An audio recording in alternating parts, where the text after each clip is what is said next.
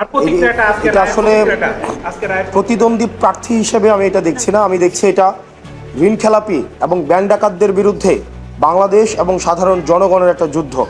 আমি এই যুদ্ধটা শুরু করেছি এবং এটার মধ্য দিয়ে পুরো বাংলাদেশ এটা বার্তা পেয়েছে, যদি আপনি ন্যায়ের পথে থাকেন, আপনি আইনের পথে থাকেন, ব্যাংক ডাকাত এবং ঋণ খেলাপিরা যতই শক্তিশালী হোক না কেন, দিন শেষে বাংলাদেশ এবং জনগণের বিজয় হবে।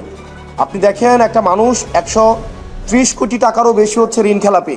2004-05-এ 130 কোটি টাকারও বেশি ঋণ নিয়ে সে 2026 সালে এসেছে, সে ঋণ পরিশোধ করে নাই।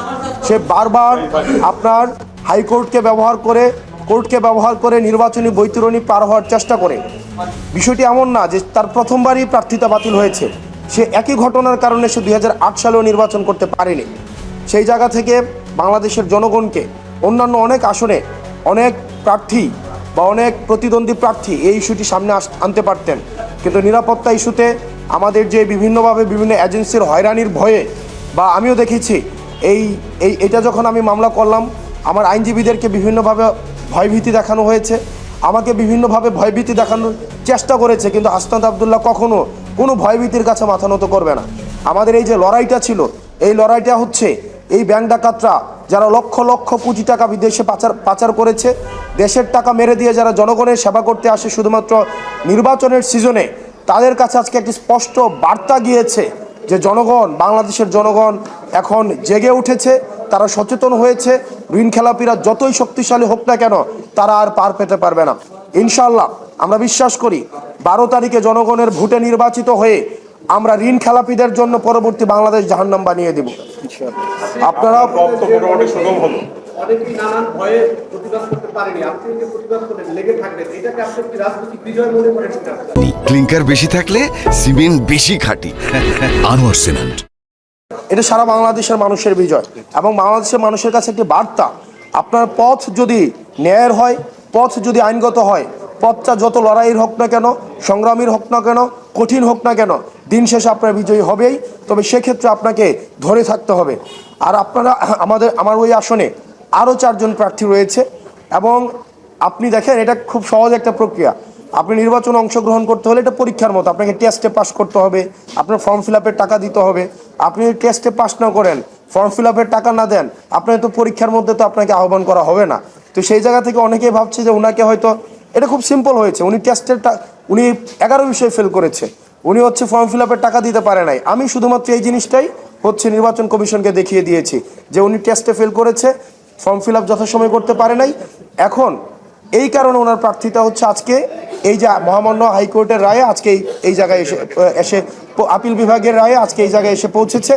আমি মানুষের কাছে একটা বার্তা দিতে চাই, দেখেন, যারা অন্যায় করে তারা সংঘবদ্ধ, যারা অন্যায় করে তাদের সিন্ডিকেট অনেক লম্বা, তাদের হাত অনেক লম্বা, তারা হয়তো অনেক টাকার মালিক, তারা হয়তো ক্ষমতার মালিক, কিন্তু বিশ্বাস করেন, বিশ্বাস রাখেন, আপনি যে জায়গায় থেকে আসুন না কেন, আপনি বংশ পরিচয় হন আমার মতো, সেটা কিচ্ছু ম্যাটার করে না।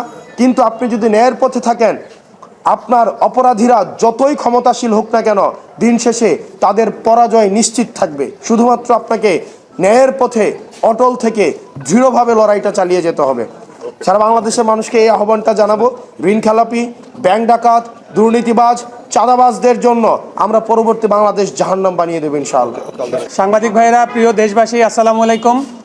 আপনারা হয়তো ইতিমধ্যেই শুনেছেন যে জনাব মঞ্জুরুল হাসান মুন্সী কুমিল্লা 4 আসনে বাংলাদেশ জাতীয়তাবাদী দল বিএনপির প্রার্থী ছিলেন। তার প্রার্থিতা নির্বাচন কমিশন বাতিল করে দিয়েছিলেন আপিলের প্রেক্ষিতে। এরপরে তিনি মহামান্য হাইকোর্ট বিভাগে একটি রিট মামলা দায়ের করেছিলেন এবং রিট মামলাতেও তার প্রার্থিতা সামারিলি রিজেক্টেড হয়েছে।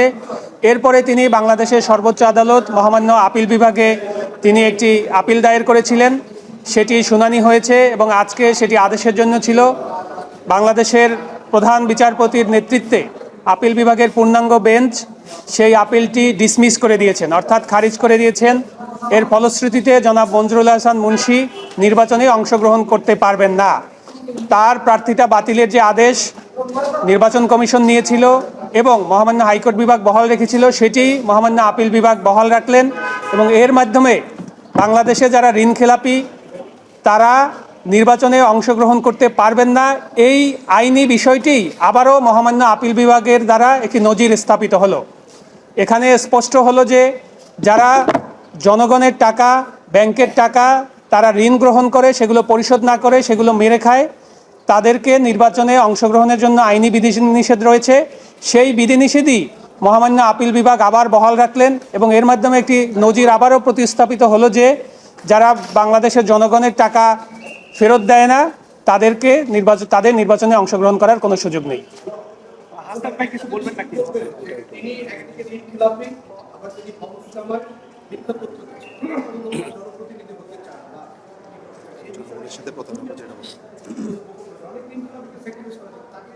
এই কারণে আদালত বাতিল করলো। দেখুন, মহামান্য হাইকোর্ট বিভাগ যখন তার রিট পিটিশনটি সামারিলি রিজেক্ট করেন সেখানে দুইটি অবজারভেশন ছিল। এক হচ্ছে তিনি ঋণখেলাপি এবং ঋণখেলাপির কারণে তিনি নির্বাচনে অযোগ্য। এছাড়াও তিনি যে ঋণখেলাপি ছিলেন এই তথ্যটিও তিনি হলফনামায় উল্লেখ করেননি, অর্থাৎ জেনে শুনে বুঝে তিনি মিথ্যা তথ্য হলফনামায় দিয়েছেন। এর পরিপ্রেক্ষিতেই কিন্তু এই দুইটি বিষয় আদালত বিবেচনায় নিয়েছেন এবং পিটিশনারের পক্ষ থেকে আপিলকারীর পক্ষ অর্থাৎ মঞ্জুরুল হাসান মুন্সির পক্ষের আইনজীবীরা আদালতে যুক্তি দেওয়ার চেষ্টা করেছিলেন যে মঞ্জুরুল হাসান মুন্সি তিনি ঋণখেলাপি নন, তিনি আদালতের আদেশ দ্বারা সুরক্ষিত এবং এই আদেশ আবার মহামান্য আপিল বিভাগের চেম্বার জজে স্টে হওয়ার পরে তিনি কিছু টাকা পরিশোধ করেছেন বলে তাকে ঋণখেলাপি ধরা যাবে না। এক্ষেত্রে আপনাদের আমরা জানাতে চাই যে জনাব মঞ্জুরুল হাসান মুন্সির 3টি ব্যাংক এবং আর্থিক প্রতিষ্ঠানের সাথে ঋণের ব্যাপার ছিল। প্রিমিয়ার ব্যাংকের এলিফ্যান্ট রোড শাখায় তার কাছে পাওনা ছিল 94 কোটি টাকার বেশি, আইডিএলসিতে তার পাওনা ছিল 36 কোটি টাকার বেশি এবং আপনারা শুনে অবাক হবেন প্রাইম ফাইন্যান্সের কাছে তার পাওনা ছিল 5,71,000 টাকা, সেটাও তিনি পরিশোধ করেননি। অর্থাৎ তিনি একজন হ্যাবিচুয়াল ঋণ ডিফল্টার এবং তিনি এই ঋণগুলো নিয়েছিলেন 2004 এবং 5 সাল থেকে। এই ঋণগুলো তিনি কখনোই পরিশোধ করেননি, যার ফলশ্রুতিতে 2008 সালের নির্বাচনে তিনি অংশগ্রহণ করতে পারেননি, 2014 সালে হয়নি, 2018 সালে তিনি আদালতের আদেশ নিয়ে চেষ্টা করেছিলেন নির্বাচনে অংশগ্রহণ করার, কিন্তু তখন আবার আপিল বিভাগের আদেশে তিনি তার আদেশের ফলশ্রুতিতে তিনি কিন্তু নির্বাচনে অংশগ্রহণ করতে পারেননি। অর্থাৎ যখনই বাংলাদেশে একটি নির্বাচন আসে তখনই এরকম ঋণ ডিফল্টাররা তারা এসে আদালতকে ব্যবহার করে কোনো না কোনোভাবে একটি আদেশ নিয়ে নির্বাচনে অংশগ্রহণ করার চেষ্টা করে। আমরা মনে করি যে এই রায়ের মাধ্যমে বাংলাদেশের জনগণ এবং ঋণ গ্রহীতা তাদের বিরুদ্ধে বাংলাদেশের জনগণের একটি মামলা ছিল এবং জনগণ এখানে বিজয় হয়েছে। যারা ঋণ গ্রহীতা, যারা হলফনামায় মিথ্যা তথ্য দেয়, যারা জনগণকে প্রতারিত করে, যারা নিজেদের দলকে প্রতারিত করে, যারা তাদের সমর্থকদের তাদের ভোটারদেরকে প্রতারিত করে, তাদের প্রতি একটি মেসেজ মহামান্য আপিল বিভাগের রায়ের ফলশ্রুতিতে হয়েছে এবং আমরা মনে করি যে বাংলাদেশের